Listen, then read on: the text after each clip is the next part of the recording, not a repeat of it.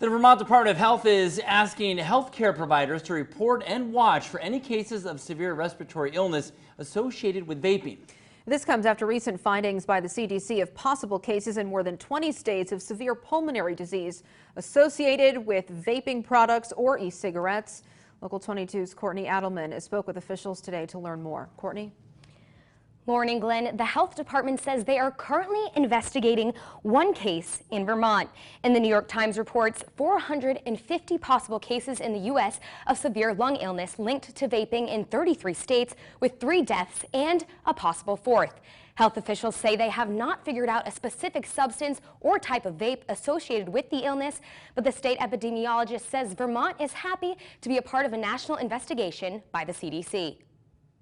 Patsy Kelso says now is the time to figure out what's going on with vaping and severe respiratory illness. These cases may have been occurring prior to that, but we just weren't really tuned into it. People weren't picking up on it. But now that we are aware that there's something significant going on with exposure to these vaping products and then significant pulmonary illness in some people, we're just trying to figure out what's the cause of it.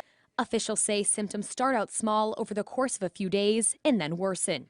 What other states have described is often these patients have worsening of symptoms over a 2 or 3 day period and then get pretty sick with difficulty breathing and often go to an emergency department because they know there's something wrong, and some of them end up getting admitted to intensive care units, needing supplemental oxygen or having to be intubated. Kelso says federal officials are conducting research. They reported they've received over 100 samples of devices and liquids.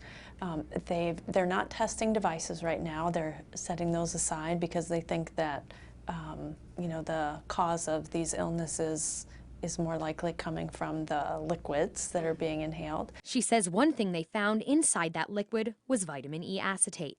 They didn't find vitamin E acetate in any of the nicotine liquids, but they did find it in some, not all, of the THC liquids. According to Kelso, the CDC investigation is in the early phase, but she says it's important to find out all we can. It's such a new illness presentation or a new risk factor. It really can take a little while until we fully understand it. Vermont is only looking for severe reports. We're not interested in everyone who has seasonal allergies and also happens to vape or something, but if they end up with this type of severe pulmonary illness and they have a history in the prior 90 days of vaping either nicotine or THC products. And I did reach out to recreational marijuana facilities in Massachusetts. One says they have no comment at this time, and one told me they do not sell anything with vitamin E acetate. Live in the studio, Courtney Adelman, Local 22 News.